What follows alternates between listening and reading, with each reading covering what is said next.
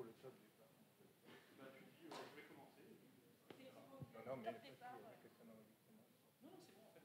Il y a la régie. Il m'a dit que dès que tu le sentais, tu démarras le pareil. Tout est prévu, tu n'as rien à faire. Je vais regretter ça. Et tout est prévu. Bon, j'ai pris la liberté de ça masque. C'est assez grand. Et puis, mais je le dirais, je me suis testé hier. Mais attends, le PCR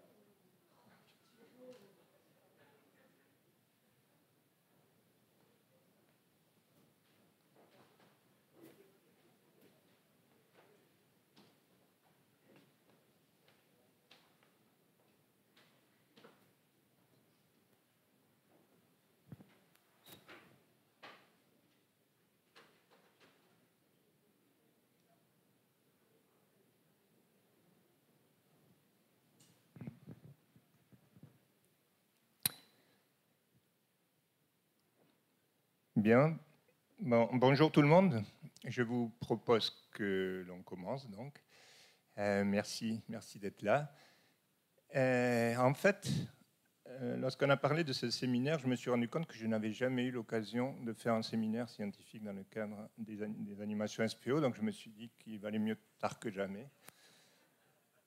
Et donc, voilà, donc c'est clairement pour moi une opportunité de parler d'une thématique qui, vous le savez, m'est chère, celle sur l'étude et le contrôle de la fermentation alcoolique en œnologie.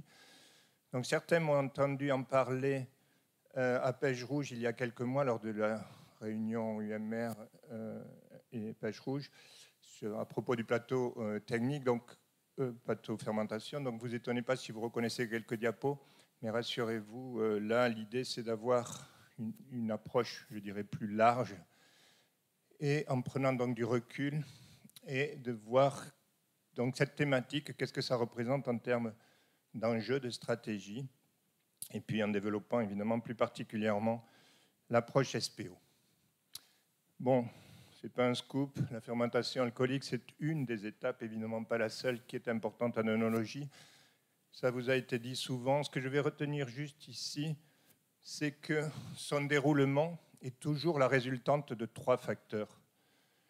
La levure, donc le facteur microbien biologique, le mou, qui pour elle est clairement un milieu de culture, et puis aussi, quelquefois on l'oublie, le mode de conduite de la fermentation. Et donc ces 3 facteurs vont jouer une interaction, d'une part bien sûr sur le déroulement proprement dit de la fermentation, mais aussi évidemment, et c'est ça qui est le plus important, sur la qualité du produit. De ce fait, il y a un certain nombre de questionnements que je dirais récurrents par rapport à cette problématique, donc visant à mieux maîtriser le déroulement de la fermentation, ce qui veut dire faire en sorte qu'elle puisse s'achever correctement, faire en sorte de gérer au mieux le procédé en termes de cuverie, en termes d'énergie dépensée, et puis bien sûr en prenant en compte, et si possible en optimisant, la qualité du produit. Mais au-delà de ces questionnements récurrents, bien sûr qu'au fil du temps, il y en a des nouveaux qui apparaissent. Et là aussi, ce n'est pas un scoop. Parmi les problématiques majeures actuellement, il y a évidemment l'évolution de la matière première, de sa composition, donc qui est liée en partie, vous le savez, au changement climatique, en partie aussi, il ne faut pas l'oublier, au fait qu'il y a eu un encépagement et que avec des nouveaux cépages, et que cette tendance se poursuit avec un certain nombre de nouvelles variétés. Parmi les problématiques très importantes actuellement, il y a évidemment celle de la durabilité. Et les enjeux au niveau de la fermentation, c'est la baisse, ou au moins la maîtrise. Je préfère parler de maîtrise des intrants, le SO2 entre autres, mais il y en a bien d'autres. Et donc la gestion de l'énergie que j'ai évoquée plus tôt. Et puis, une problématique que j'ai appelée maîtrise versus naturalité. En fait, l'idée, c'est de dire que d'un côté, on se pose des questions en termes de contrôle, d'amélioration de ce contrôle en utilisant des outils tels que les capteurs, la modélisation, afin d'optimiser de façon, je dirais, technologique, le procédé. Et de notre côté, vous le savez aussi bien que moi, il y a de plus en plus d'acteurs de la filière qui réfléchissent ou qui utilisent des systèmes mettant en œuvre, je dirais, des interventions minimales, entre autres les souches indigènes. Sans aucun doute, il y a la place pour les deux modèles, mais j'ai rajouté, parce que ça me paraît important, à condition qu'il y ait une question de recherche derrière. Donc, comment aborder ces questionnements? La première question, évidemment, à se poser, c'est, mais au fait, quelles sont les questions? Et quand on dit questions, je parle bien sûr toujours de questions de recherche, puisqu'il ne faut pas oublier que c'est notre métier. Quelle stratégie et quels outils pour le faire? Alors évidemment, il n'y a pas de réponse générale pour toutes ces questions. Et donc, c'est pour ça que je vous propose que l'on se focalise sur un exemple. Bon, comme par hasard, c'est celui que je connais le mieux, donc l'exemple de l'approche SPO. Alors, cette histoire-là, vous la connaissez tous, au moins en partie. Mais l'idée, c'est d'essayer de la reprendre avec un peu plus de recul, de la traiter de façon générale et en essayant, dans un premier temps, donc, de décrire la logique qui a été utilisée et puis aussi d'essayer de l'analyser. Voilà, donc c'est en fait une longue histoire. Alors, une toute petite séquence nostalgie. Voilà, certains d'entre vous se reconnaîtront avec quelques années de moins. Donc, on remonte au laboratoire de microbiologie et technologie de fermentation, donc, qui avait été créé par Pierre Barre. Et à l'époque, c'était donc une composante de l'IPV, Institut des produits de la vigne, avec donc une thématique clairement définie, la levure et la fermentation alcoolique. Dès le début, il y avait l'idée de mettre ensemble des compétences complémentaires, qu'à l'époque on appelait génétique, physiologie, contrôle de la fermentation. Donc je dirais que ça, pour nous, en tout cas pour moi, ça a créé les fondations pour petit à petit avoir une forme de culture commune, je dirais, entre des gens qui venaient avec des backgrounds relativement différents, et puis aussi le goût pour aller vers des approches intégrées, sur lesquelles je reviendrai, et aussi un intérêt pour l'innovation et le transfert, via Pêche Rouge, dont j'aurai l'occasion de parler plusieurs fois, et aussi le milieu industriel.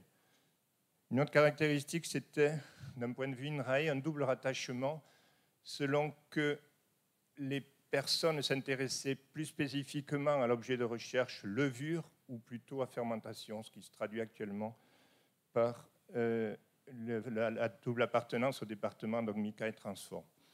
Pour faire court, je dirais qu'avec du recul maintenant, on peut considérer que globalement, c'est plutôt bénéfique parce que ça permet de faire partie de deux communautés qui sont assez différentes et qui sont complémentaires.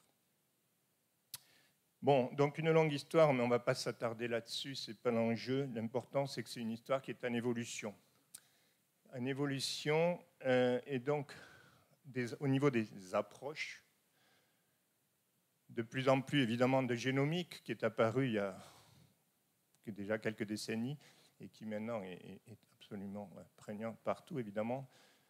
L'arrivée de la modélisation, l'utilisation du terme physiologie intégrative pour indiquer que les approches ont changé pour étudier la physiologie des levures, l'approche biologie des systèmes. J'aurais pu en citer d'autres. Mais au-delà des approches, il y a des questionnements aussi qui se sont enrichis. On est passé, je dirais, du tout Saccharomyces cerevisiae au maintenant une palette, comme vous le savez, beaucoup plus large, avec les non-sacs et les écosystèmes en particulier.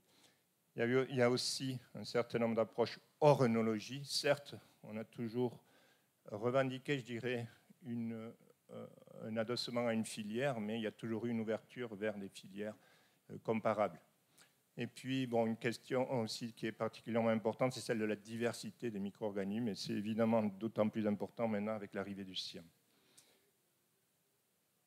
Il y a aussi un cadre plus large, c'est-à-dire que pendant longtemps, ça je peux en témoigner, c'est vrai que quand on travaillait sur la fermentation, on ne travaillait pas tout seul dans son coin, mais on travaillait uniquement avec des microbiologistes.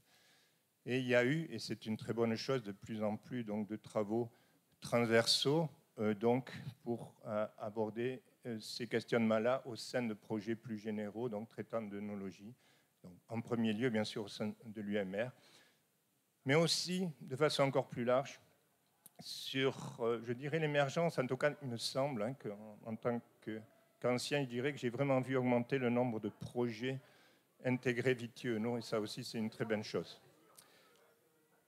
Donc, il y aurait évidemment énormément de choses à dire là-dessus. Rassurez-vous, étant donné qu'il n'y a absolument pas le temps, je ne vais pas évoquer toutes ces questions-là. Et en fait, ma présentation... Ah oui, pardon. Merci. Ma présentation, en fait, ça va être un focus sur les mots-clés qui étaient dans le titre, c'est-à-dire étude et contrôle de la fermentation alcoolique. Bon, ce n'est pas un hasard, hein, c'est mon domaine. C'est le domaine où je me sens le plus à l'aise, évidemment. Même si, évidemment, c'est un domaine qui n'est pas fermé, qui est en interaction avec beaucoup d'autres choses, et notamment avec l'étude du métabolisme proprement dit. Voilà, donc je vous propose une première partie sur le premier mot-clé, donc étude de la fermentation. Quelles stratégies, quels outils? Alors, au sein d'SPO, il y a eu assez rapidement un choix qui a été fait, un choix assez original, en tout cas, on peut considérer que c'est une spécificité. C'est l'idée d'essayer d'avoir des outils spécifiques, des outils, on va dire, sur mesure, donc pour étudier la fermentation, mais le faire autant que possible en conditions contrôlées et le faire aussi en simulant des conditions industrielles, au moins lorsque c'était possible. Et puis, c'est ce que je développerai dans la deuxième partie pour élaborer de nouvelles stratégies de contrôle. Bon, pour faire ça, il faut avoir bien sûr un certain nombre de compétences et il faut aussi forcément des collaborations.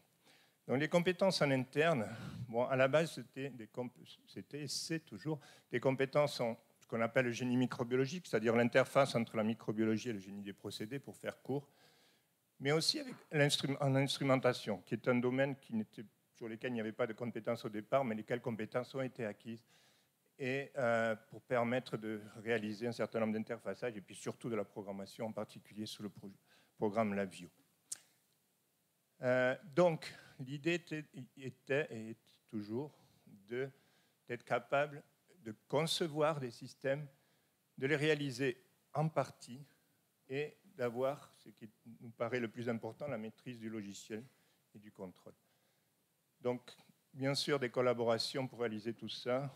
Dans l'ordre plus ou moins historique, je dirais d'abord ce qui s'appelait à l'époque le CMAREF, qui maintenant est l'IRSTEA, donc pour les premiers dispositifs, donc les plus anciens reconnaîtront ici un Apple IIe.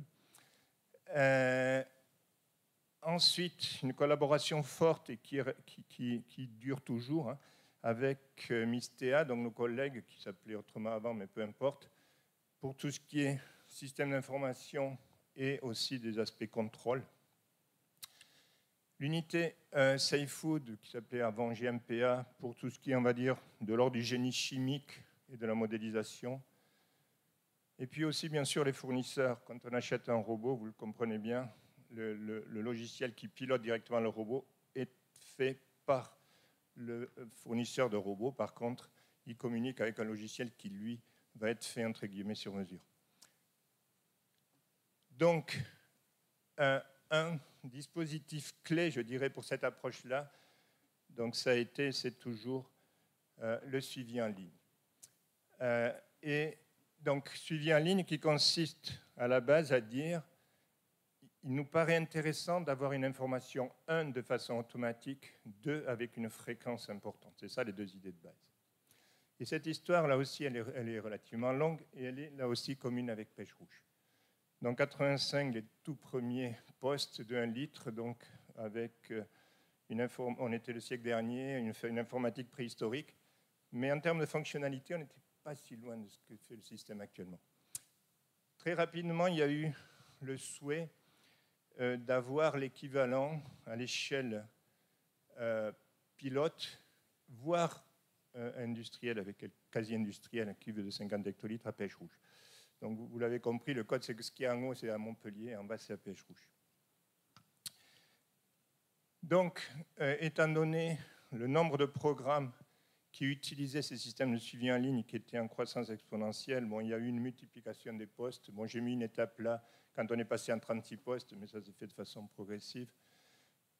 Donc ça, c'était à l'échelle labo. Il y a eu l'échelle pilote, où il y avait en fait la démarche un peu parallèle, hein, Là, on était sur des cuves de 1 hectolitre, 16 cuves de 1 hectolitre.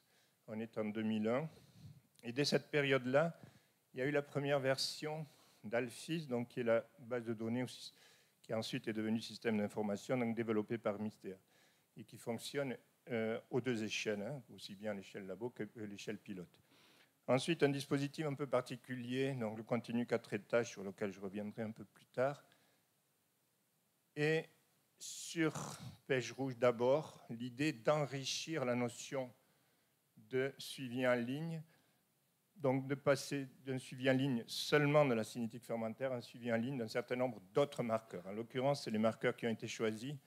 Ce sont des marqueurs qui sont dosables en GC, donc volatiles, donc on va dire quelques marqueurs d'intérêt aromatique. Dans un premier temps, avec des détecteurs FID, FPD, bon, FID pour les carbonés, FPD pour les soufrés, donc d'abord sur 4 cuves d'un hecto. Ensuite, donc l'arrivée du robot, que la plupart d'entre vous connaissent, où là l'idée était de pouvoir travailler sur un nombre encore plus grand de fermentation, notamment pour des étapes de screening, où l'on peut travailler soit sur 90 postes à 300 ml, soit jusqu'à 360 à toute petite échelle en 20 ml. Et un peu plus tard, donc une version 2, je dirais, du suivi en ligne, de la gestion en ligne, donc à Pêche Rouge toujours, mais à l'échelle 10 litres, mais aussi à l'échelle 1 hecto, mais aussi à l'échelle 10 litres, avec là une nouvelle GC, qui est donc une GC MS, qui permet d'avoir accès à un nombre nettement plus important de composés, donc plusieurs dizaines de composés, donc carbonés, mais aussi soufrés avec le FPD toujours. Miniaturisation de ce dispositif pour pouvoir l'utiliser aussi à l'échelle laboratoire, donc à l'échelle du 2 litres. Bon, miniaturisation, mais aussi, je dirais, dégradation, entre guillemets, un petit peu des performances, hein, puisque là, on repasse un FID. Par contre, un PFPD permet d'avoir plus de précision sur les composés soufrés, donc un intérêt particulier vis-à-vis des composés soufrés légers, et donc à l'échelle laboratoire. Et puis le petit dernier, donc, voilà, qui est juste en train d'être mis en service, il est donc à Pêche Rouge, où là, l'idée, c'est bien de pouvoir passer sur des vinifs en rouge, et là, c'est vraiment un pas important, avec en plus donc, des questions de cinétique fermentaire, des questionnements qui sont tout aussi, voire plus importants sur, entre autres, la couleur, dans tout ce qui est transfert de matière, possibilité aussi de faire des ajouts, des questions d'homogénéisation, etc. Donc un poste qui, bien sûr, va intéresser les gens qui travaillent sur la fermentation, mais aussi, et ils ont contribué, comme vous le savez, via l'UMT, à la conception du système, tous les collègues qui s'intéressent aux questions de transfert de matière, de couleur, de polyphénol, etc. Voilà. Donc 60 postes, ça vient d'arriver à Pêche Rouge, vous aurez certainement l'occasion de les voir ou d'avoir une présentation plus exhaustive là-dessus prochainement. Bien, donc, suivi en ligne, notamment suivi en ligne de la cinétique, mais au fait, pourquoi faire? Pourquoi faire? Si on considère qu'on a deux atouts principaux, qui est un, la fréquence d'acquisition, j'en ai parlé tout à l'heure, et deux aussi, la précision des capteurs. On peut trouver des capteurs relativement simples et peu coûteux qui sont précis pour faire les mesures qui nous intéressent, en l'occurrence la mesure du dégagement de CO2. Puisque j'ai oublié de le préciser, mais le principe de base, c'est bien ça, le dégagement de CO2 pour suivre la cinétique fermentaire. Donc si on rajoute un bon traitement du signal, on a accès de façon précise à un paramètre qui est nouveau pour l'utilisateur, qui est la vitesse de fermentation. Alors la vitesse de fermentation, c'est quelque chose qui est maintenant couramment utilisé, mais on oublie quelquefois quel est son intérêt. Son intérêt, il est double. Il y a d'abord l'intérêt microbiologique, puisqu'on va avoir accès à une information qui est directement proportionnelle à l'activité des levures. Donc on sent bien que d'un point de vue microbiologique, évidemment, c'est intéressant. On va avoir accès à la dynamique fine. On va avoir accès à un certain nombre de paramètres cinétiques. Bon, celui qui est le plus largement utilisé, c'est le Vmax, mais il y en a d'autres. Et de façon générale, on peut interpréter ces courbes-là, au moins en partie, puisqu'on sait que le Vmax va être surtout lié à la teneur en azote, que la courbe de descente est surtout liée à l'émission par l'éthanol, que l'allure finale est plus liée à des questions de viabilité. Bon, voilà. Donc une courbe qui a du sens d'un point de vue microbiologique, mais aussi du sens d'un point de vue technologique, puisque globalement, on peut considérer que la vitesse de fermentation est directement proportionnelle à la vitesse de production de chaleur par la fermentation. Vous savez que la fermentation est très exothermique, et donc directement proportionnelle à l'énergie frigorifique qui sera nécessaire pour réguler la température. Donc là aussi, une information intéressante dans des stratégies de contrôle de la fermentation sur lesquelles je reviendrai. Le suivi en ligne des arômes fermentaires, donc, qui concerne actuellement à l'échelle labo 15 à 20 composés, à l'échelle pilote, j'ai mis plus de 50. Bon, là, actuellement, je ne sais pas combien en année, mais c'est certainement encore plus que ça. Donc son intérêt, c'est toujours, je dirais que c'est le même que pour la cinétique, c'est-à-dire à partir du moment où on a une fréquence d'acquisition là aussi élevée, de l'ordre de demi-heure à 1 heure, on a accès, si on prend ici l'exemple par exemple de l'éthylacétate, bon, à la courbe de production, ok, que l'on peut, avec un traitement de signal assez simple, transformer en vitesse de production. Et si l'on fait en plus des comptages, pour l'instant manuels, de biomasse, on a accès à la vitesse spécifique. Et une vitesse spécifique, c'est quoi? C'est rien d'autre que quelque chose qui est directement proportionnel à un flux métabolique. Donc évidemment un intérêt fort d'un point de vue étude du métabolisme. On a aussi accès à des paramètres tels que les rendements. Vous voyez ici, par exemple, la production d'acétate d'isoamyle en fonction de la production de l'alcool isoamylique, qui est une des molécules précurseurs. Avec ce type de suivi, on se rend compte que, par exemple, on a un changement de rendement qui est très net à cette période de la fermentation. Donc ça aussi, ce type d'information, ça peut avoir un vrai intérêt d'un point de vue métabolique. Notre intérêt, c'est le fait de pouvoir réaliser des bilans. Bon, en effet, on mesure la concentration dans le gaz. Donc la mesure en ligne, elle est dans le gaz. Donc en fait, elle rend compte de ce qui est perdu, puisque ce qui part dans le gaz, c'est effectivement, ça correspond à des arômes qui sont perdus.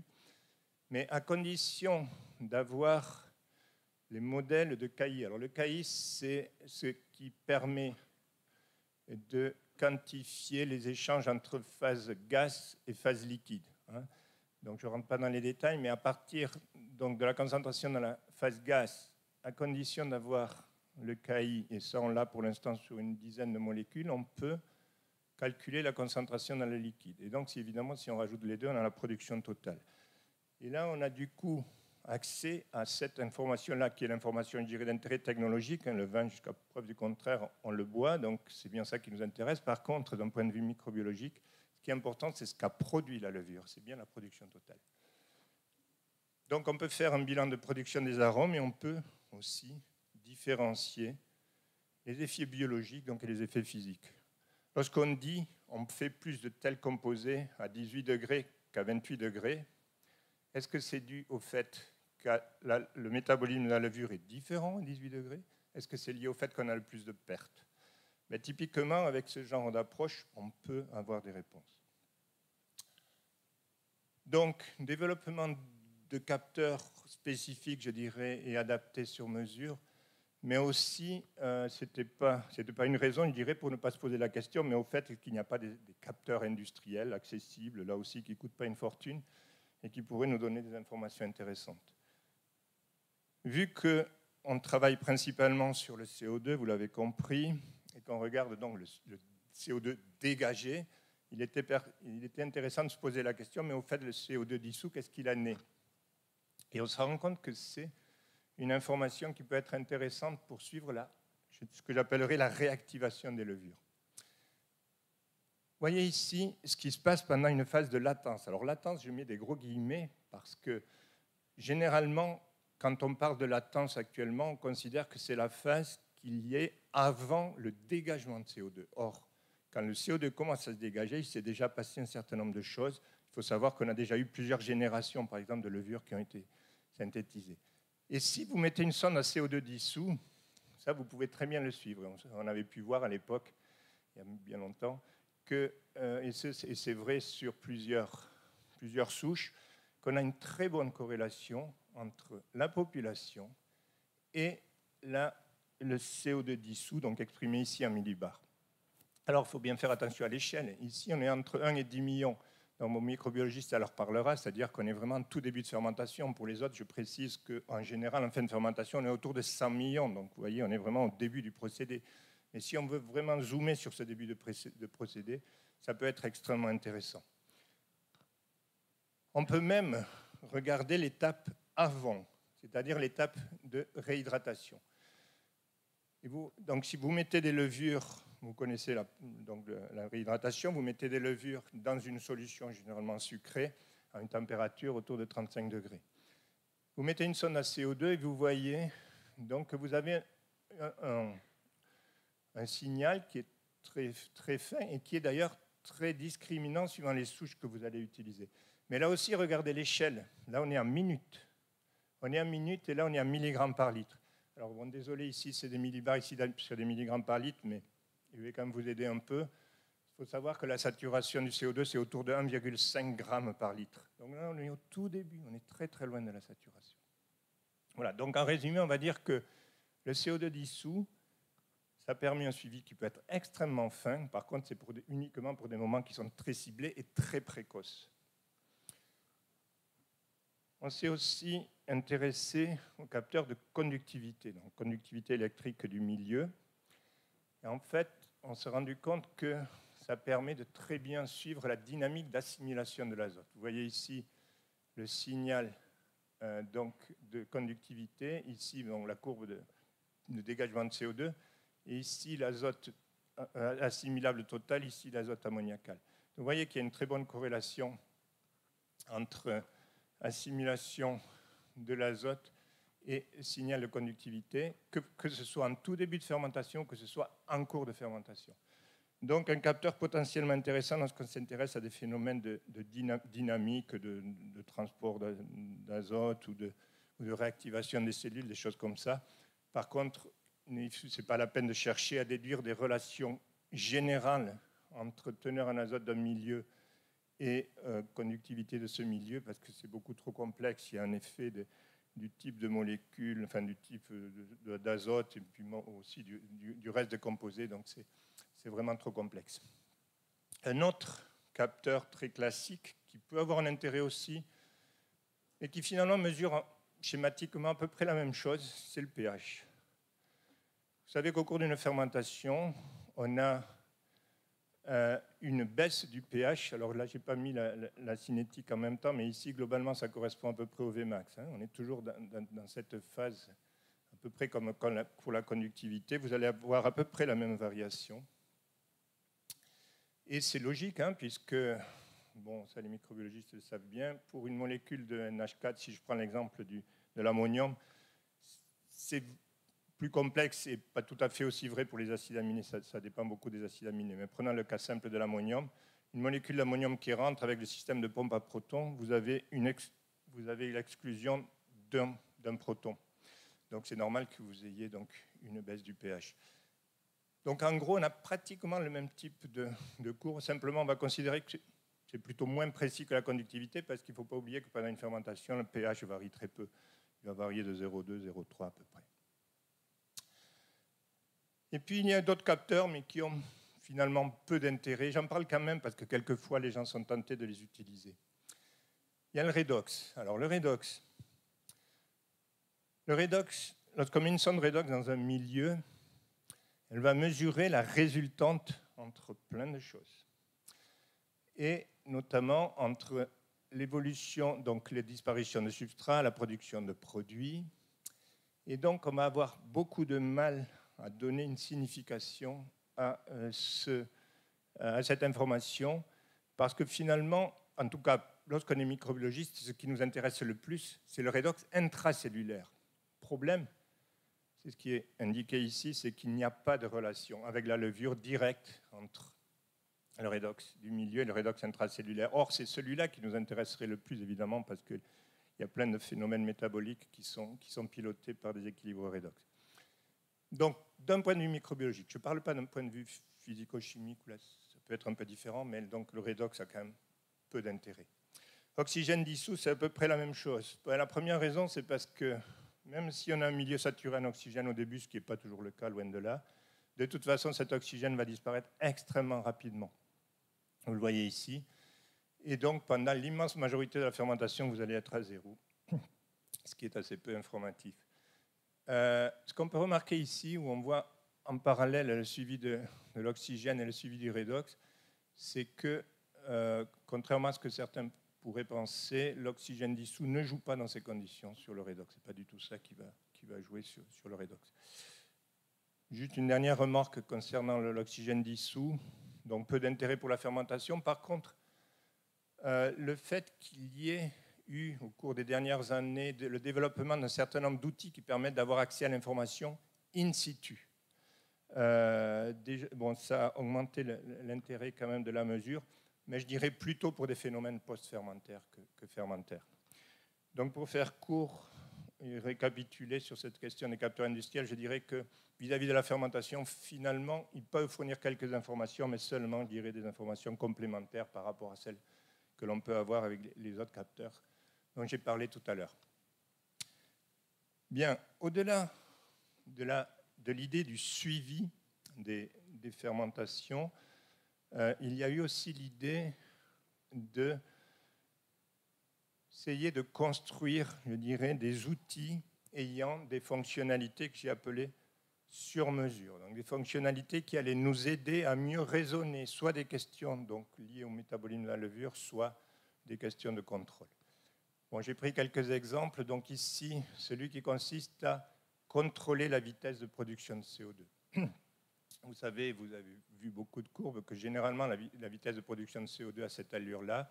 Par contre, si on perfuse avec de l'azote, qui est généralement le nutriment limitant, on peut tout à fait piloter cette vitesse de fermentation.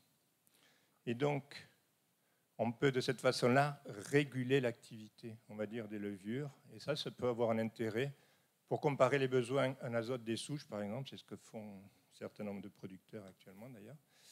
Et vous voyez ici, ça permet vraiment de comparer des informations qui paraissent pertinentes dans la mesure où ça consiste à comparer des quantités d'azote nécessaires pour maintenir un même niveau d'activité. Donc on a vraiment un paramètre pertinent pour comparer des performances de souche.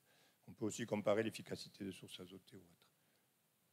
Toujours par rapport aux questions de nutriments, et je mets des guillemets à nutriments de la levure, vous savez que bien sûr l'azote est important, mais l'oxygène l'est aussi.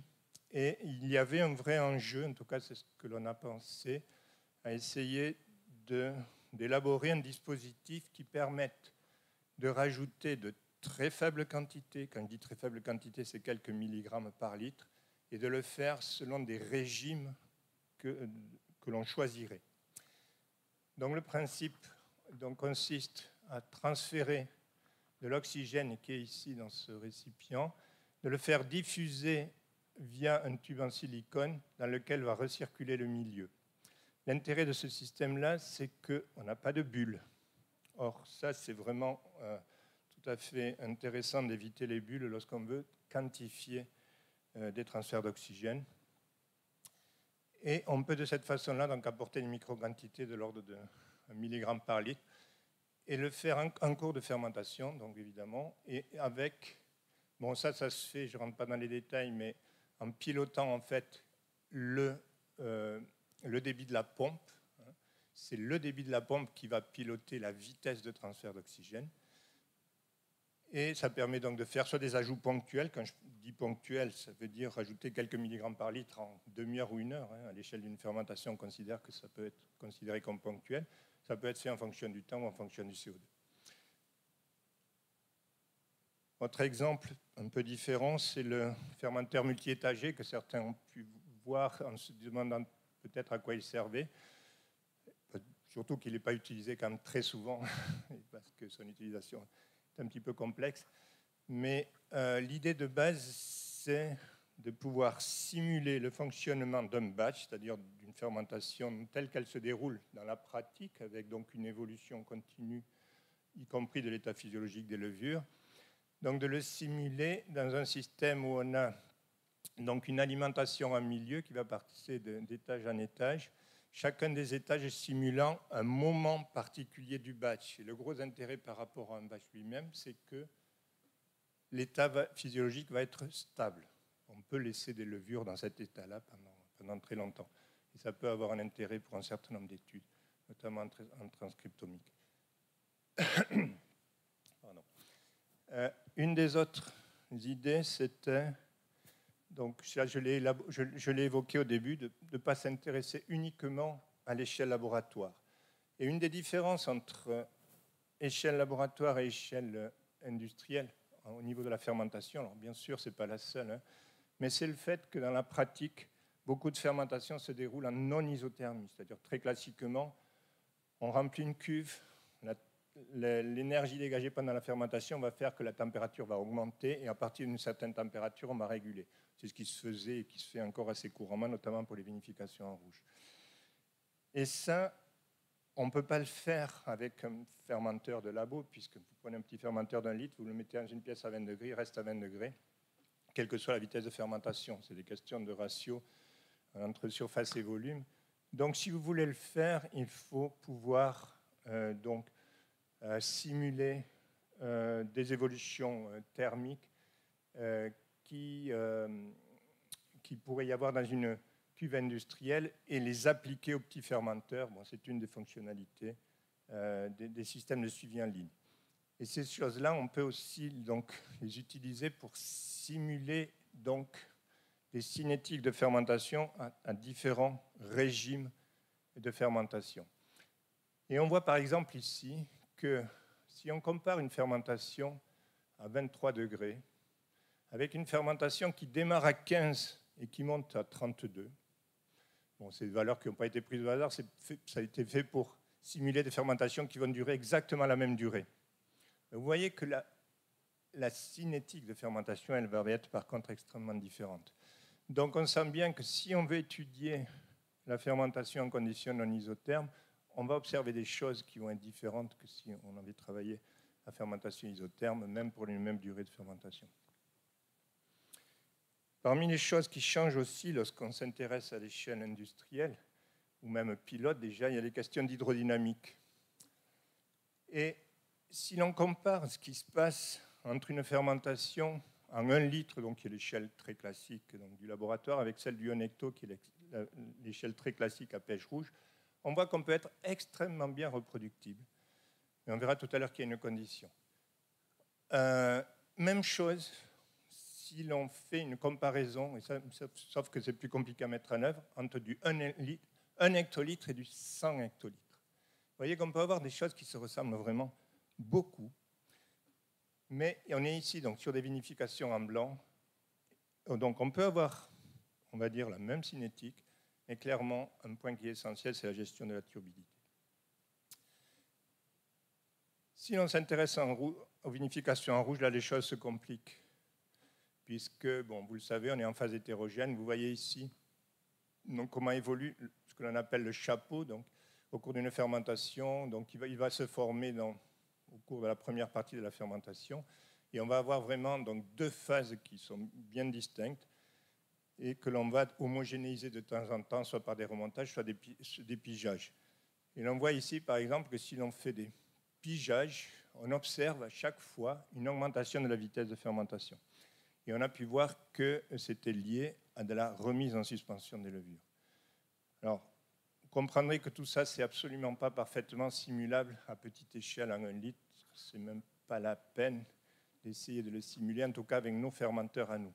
Mais j'ai quand même rajouté une astérisque parce que je suis vraiment persuadé que vous devriez avoir des avancées à venir avec le nouveau dispositif qui est à pêche rouge, hein, y compris sur ces questions-là.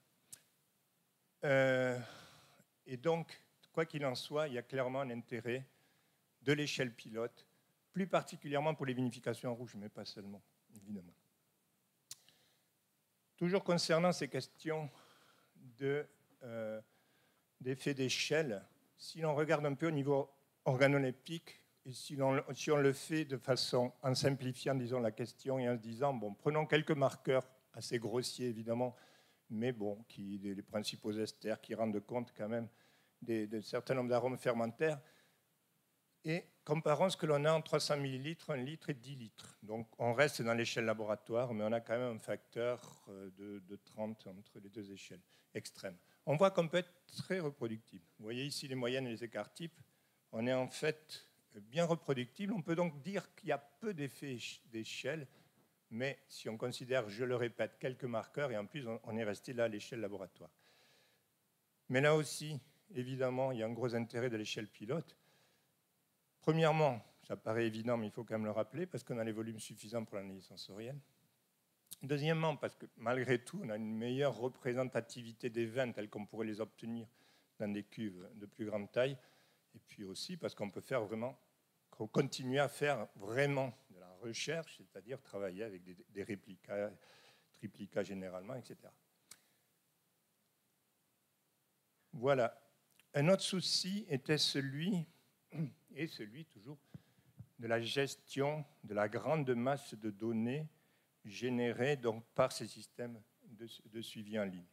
Donc en ligne, mais aussi on a la possibilité de rajouter des données hors ligne, donc dans les systèmes d'information actuels. Et de le faire, donc de pouvoir le faire à distance et de façon sécurisée. Donc c'est le système Alphys dont j'ai parlé au début.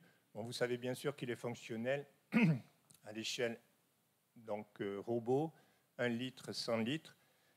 Et vous savez peut-être ou pas qu'il est prévu dans les prochains mois, je ne sais pas, et semaines, enfin, voilà. En tout cas, bon, je regarde Marc, en tout cas, assez vite, que soient couplées aussi à ce système d'information toutes les données issues des GC en ligne. Donc, aussi bien à l'échelle labo qu'à l'échelle pêche rouge. Donc, OK, tous ces dispositifs-là, mais en fait, c'est quoi l'intérêt majeur? Si on me pose la question, moi je réponds, c'est la possibilité de pouvoir faire des approches intégrées. Je vais juste prendre un exemple, celui de la production d'arômes fermentaires.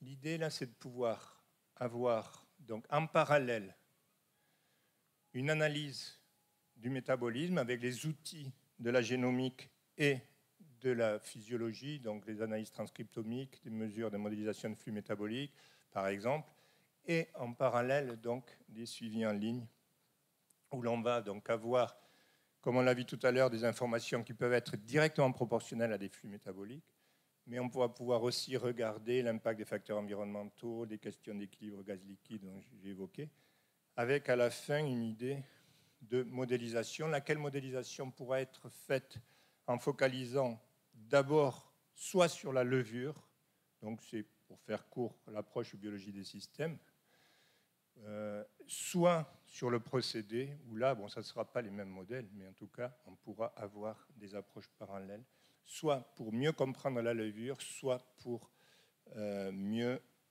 décrire et contrôler le procédé.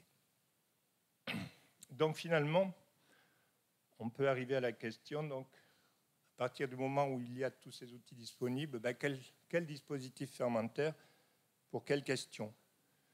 Suivant que l'on va vouloir faire du screening, de l'étude du métabolisme ou du contrôle de la fermentation. Donc on a le choix, je dirais, à la fois en termes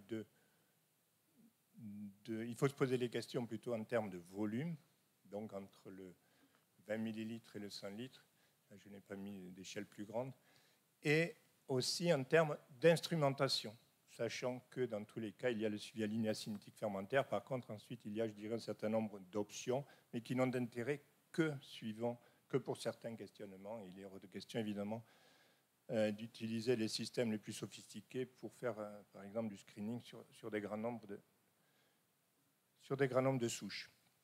Juste une remarque pour rappeler, je l'ai déjà dit tout à l'heure, que l'analyse sensorielle, elle, pour l'instant, ne peut n'être faite qu'à l'échelle du 100 litres, mais il y a, je crois, un projet qui commence, ou qui va commencer, dans lequel va être posée la question de voir si on peut aussi faire de l'analyse sensorielle à beaucoup plus petite échelle, certes de façon moins poussée, moins sophistiquée, mais ça fait certainement partie des évolutions à venir.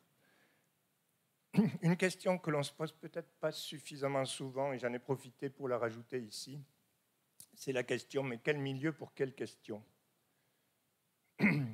Bon, on a bien sûr un milieu synthétique auquel la plupart d'entre nous, enfin les microbiologistes en tout cas, sont habitués. L'intérêt, évidemment,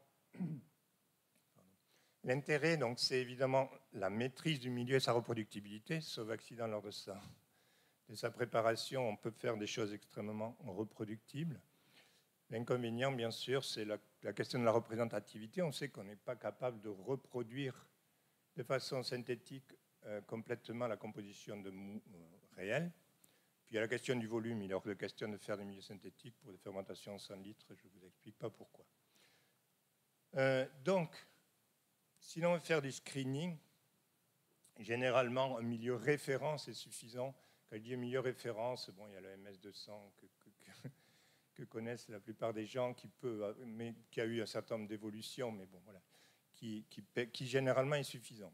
Dès qu'on se pose des questions plus fines sur le métabolisme, là, il faut toujours être conscient du fait qu'il y a souvent intérêt à faire des adaptations. L'exemple le plus classique, c'est que si vous vous intéressez au métabolisme de l'oxygène, faites attention à la quantité de lipides que vous mettez dans le milieu, quoi, évidemment. Donc, milieu synthétique, c'est bien, mais clairement, quelquefois, il faut passer au mou naturel. Les mous naturels, donc pour l'analyse sensorielle, bon, ça paraît évident. Pour la validation, lorsqu'on veut valider des souches, des modèles de fermentation ou autre, bon, c'est toujours bien de le faire sur mou naturel après l'avoir fait sur milieu synthétique. Mais ce que je voudrais dire aussi, c'est que pour certaines questions purement de recherche, le mou naturel, c'est lui qui est vraiment le plus adapté, parce que c'est le plus représentatif. Juste un exemple. Lorsque des œnologues sont venus nous voir en nous disant « essayez de nous aider à mieux comprendre pourquoi on a des arrêts de fermentation », c'est clair qu'il fallait le regarder sur des milieux naturels. Parce que des arrêts de fermentation, on peut le faire, bien sûr. En milieu synthétique, il n'y a aucun souci pour avoir des arrêts de fermentation. Mais s'ils ne représentent pas la réalité, il n'y a vraiment aucun intérêt. Une remarque concernant les mous naturels, c'est celle des questions de conservation et de volume. Donc là aussi, donc on profite, on a la grande chance de profiter, donc quand je dis profiter, c'est avec des guillemets, hein, d'unités de pêche rouge, puisque l'on peut donc stocker soit par congélation, soit surtout en flash pasteurisation, donc plus maintien après à 4 degrés et atmosphère de CO2, jusqu'à 200 hectolitres de mou donc dans des cuves de 10 ou 20 hectolitres, à condition là aussi de bien gérer les bourbes, hein, puisque pendant la conservation, un mou a toujours tendance à se clarifier, et donc il faut rajouter des bourbes après si on veut qu'ils fermentent correctement. Par contre, bon, effectivement, une des limites, c'est qu'il n'est pas possible de faire la même chose pour des vinifères rouges, stocker du raisin pendant des mois sans qu'il évolue, c'est juste pas possible en tout cas, on n'y est jamais arrivé. Voilà, donc ça c'était la première partie de la fermentation. Rassurez-vous, la seconde va être plus courte, hein. C'est sur le contrôle de la... Donc vous vous souvenez le titre, étude et contrôle de la fermentation alcoolique. Donc après avoir vu ces questions de stratégie pour avoir des outils et des approches qui permettent de mieux étudier la fermentation alcoolique, voyons en quoi aussi un certain nombre d'outils et d'approches peuvent nous être utiles pour mieux contrôler la fermentation. Je regarde là. Alors ici aussi, on revient sur la notion du suivi en ligne cinétique, parce qu'on a vu son intérêt pour le métabolisme, évidemment, j'y reviens pas, mais il faut être conscient qu'aussi, lorsqu'on raisonne en termes de contrôle du procédé de la fermentation, là aussi, il y a un vrai intérêt du suivi en ligne. Bon, de façon basique, je dirais, ça permet d'avoir une information automatique, et donc ça va permettre d'avoir des systèmes d'information et faire de l'archivage, j'y reviens pas, mais l'intérêt majeur, c'est qu'on va pouvoir élaborer de nouvelles stratégies de contrôle de la fermentation, avec comme idée clé de pouvoir contrôler les cuves, de contrôler cuve par cuve, donc en prenant en compte la variabilité que l'on a dans les caves, et non pas de dire de façon systématique, par exemple, je rajoute de l'azote ou pas, ou je régule à 20 degrés systématiquement. L'idée, c'est bien d'essayer de prendre en compte la notion de variabilité. Alors, cette variabilité, cette prise en compte de la variabilité, elle est particulièrement intéressante, par exemple, si on vise une gestion optimisée, même si ça reste relatif, de la nutrition. Je vais juste vous donner l'exemple donc d'un raisonnement possible. Ce qui est important, c'est le raisonnement, c'est pas forcément les résultats.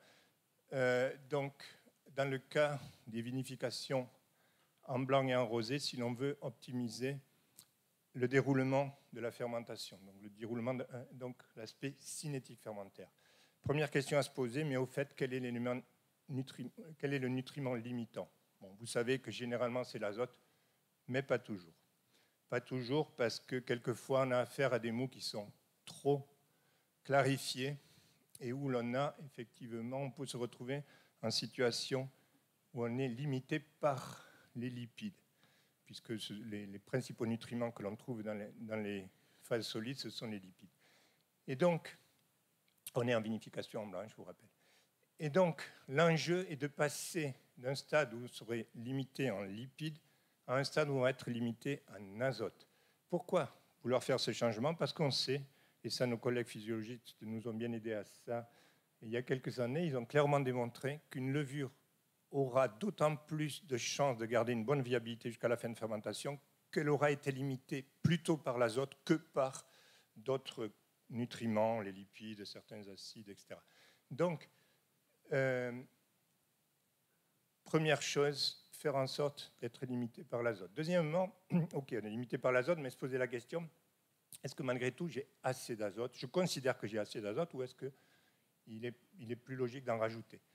Bon, là aussi, le suivi en ligne est intéressant puisque à partir de la vitesse du dégagement de CO2, de la vitesse maximale, on peut estimer une teneur en azote du milieu. Et donc, on peut décider si, oui ou non, on a intérêt à en rajouter. Généralement, on considère intéressant d'en rajouter si on a, on va dire, autour de moins de 150 mg par litre environ. Donc, décider si on en rajoute et deuxièmement, décider le moment où on le rajoute. Vous voyez ici que l'efficacité va être différente suivant le moment. Ici, des ajouts réalisés au début, bon, ils permettent d'améliorer la situation par rapport à la fermentation témoin, mais on voit bien que si on les rajoute plus tard, contrairement à ce qu'on dit certains pendant longtemps, on a une efficacité plus grande. Voilà. Donc, est-ce qu'il est nécessaire de le rajouter? Première question. Deuxième question, à quel moment le faire? Troisième question, est-ce que, maintenant que j'ai géré les questions éventuelles des lipides et de l'azote, est-ce que j'ai un risque d'arrêt de fermentation? Mais ça, bon, pour le savoir à l'avance, ce n'est pas toujours évident, mais il y a quand même certains marqueurs qui sont forcément primordiaux. En premier, la teneur en sucre. Si vous avez 250 grammes de litre de sucre, vous avez évidemment plus de risques d'avoir des arrêts de fermentation que si vous en avez 180. Donc, s'il y a, d'après votre expérience ou d'après des mesures, des risques d'arrêt de fermentation, à ce moment-là, ce qui va devenir important, c'est de gérer l'oxygène. Mais là aussi, l'oxygène, le gérer par des interventions qui seront faites au meilleur moment, c'est-à-dire le meilleur moment, en fait, c'est juste après le Vmax.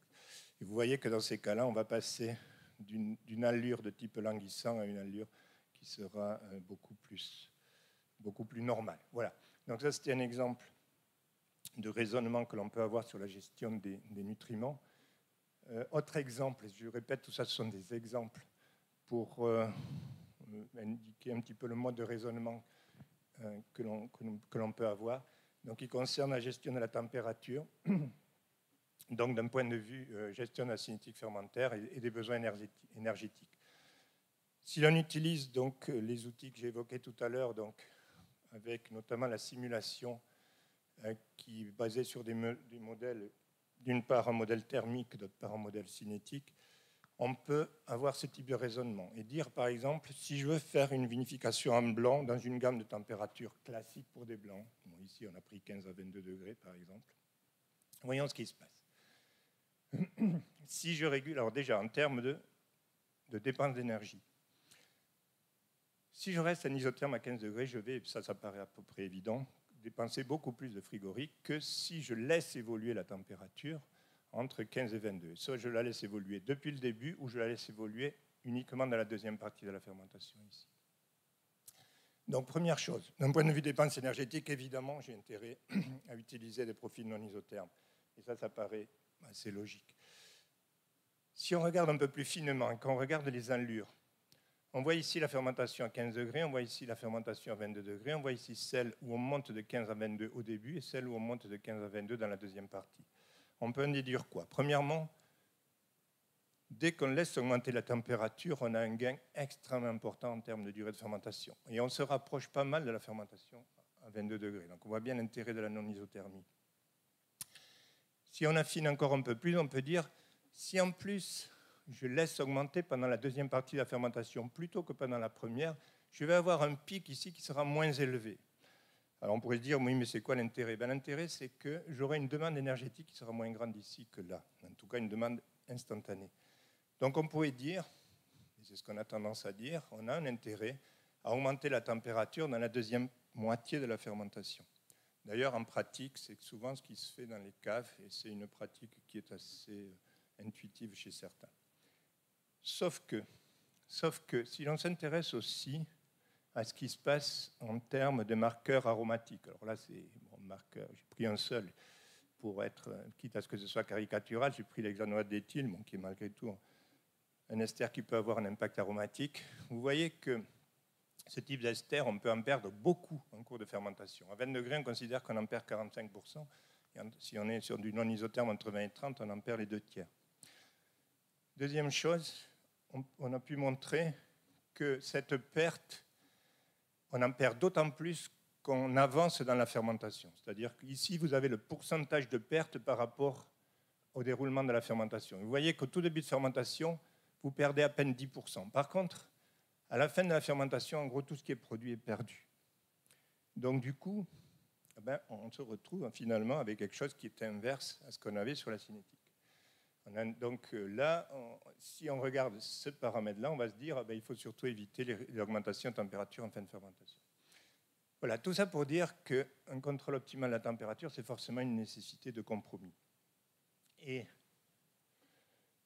les notions d'interaction, qui sont quelquefois complexes, les notions de compromis font qu'on sent bien que si on veut faire un contrôle optimal, alors on parlait là que de la température, mais si en plus on veut gérer les nutriments et autres, on a forcément quelque chose qui est complexe.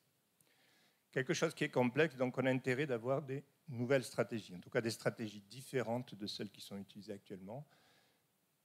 Et au laboratoire, donc, celle qui est suivie, c'est toujours en cours évidemment parce que c'est des approches très long terme, consiste à dire, bon, la première étape, c'est le suivi en ligne, y compris à l'échelle industrielle. Bon, ça permet d'améliorer le suivi et aussi de mieux contrôler des choses.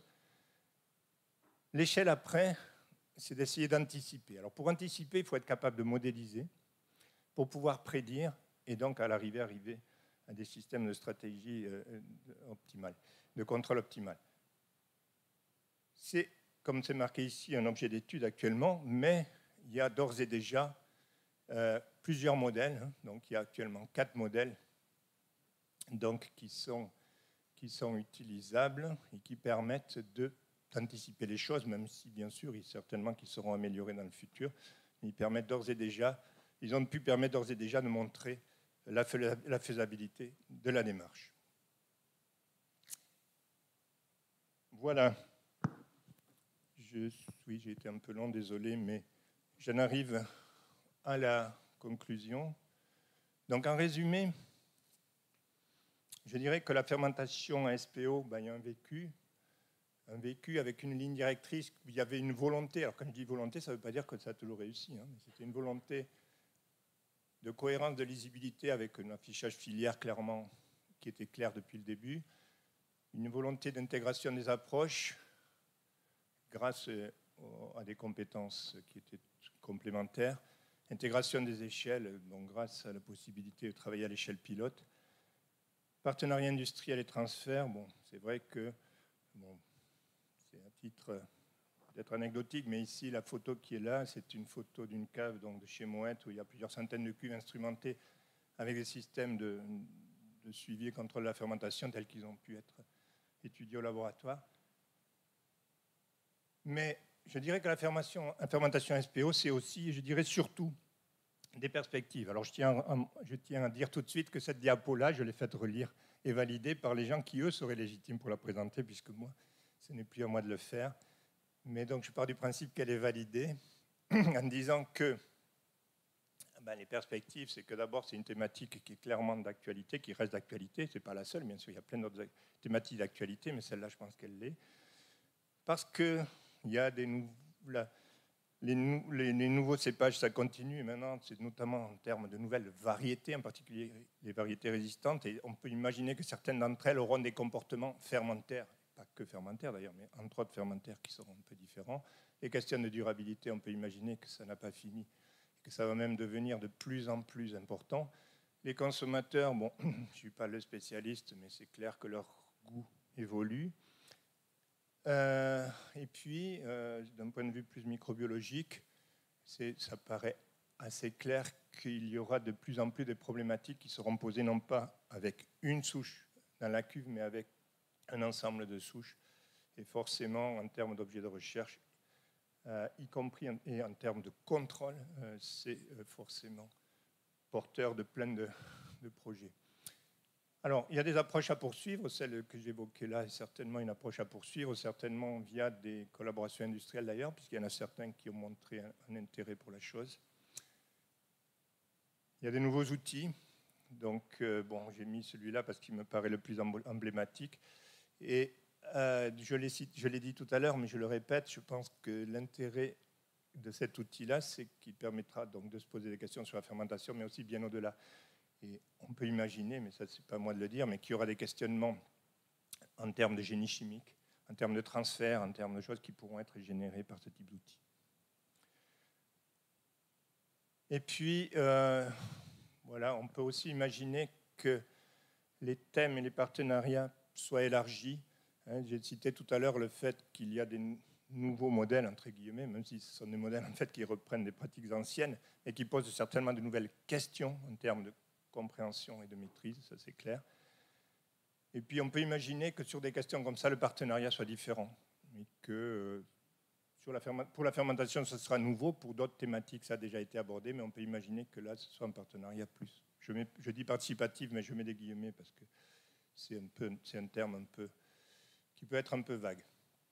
Voilà, donc j'en arrive à la dernière diapo pour dire que, évidemment, tout ça, toute cette histoire, toute cette thématique, tout ce travail, c'est forcément un travail collectif. Alors, si je pouvais faire un petit parallèle, je dirais que c'est un peu comme le générique d'un film. Il y a les acteurs principaux. Donc Jean-Roch, Vincent, qui sont clairement les leaders de la thématique maintenant. Marc, qui... La plupart des objets, des outils que j'ai présentés n'existeraient pas, tout simplement. Christian, qui sait se débrouiller même avec une armoire électrique. Eric, qui a permis de commencer de nouvelles thématiques. Faiza, qui est de plus en plus impliquée sur ces questions. Et puis, bon, bien sûr, Evelyne, elle est là, oui, qui est donc Madame Fermentation à Pêche Rouge. Et je voulais évidemment la citer. Au-delà des acteurs principaux actuels, il y a ceux qui l'ont été il y a quelques années. Bon, les plus anciens reconnaîtront des noms. Et puis, il y a tous ceux qui participent ou ont participé à des niveaux différents sur ces questionnements-là autour de la fermentation, qu'ils soient permanents, qu'ils soient non permanents. Il y a aussi les partenaires. Je viens de citer quelques-uns ici, mais c'est très très loin d'être exhaustif, des partenaires, qu'ils soient académiques, qu'ils soient industriels. Donc je suis évidemment très loin d'être exhaustif. C'est bien pour ça que je veux finir en citant tous les collègues de l'UMR-SPO et de l'unité expérimentale de Pêche Rouge qui, même s'ils n'ont pas travaillé sur la fermentation, ont été amenés, pour la plupart d'entre eux, à un moment ou à un autre, de participer à des projets sur lesquels il était question de fermentation, mais aussi de polyphénol, d'arôme ou autre. Voilà. Donc, voilà.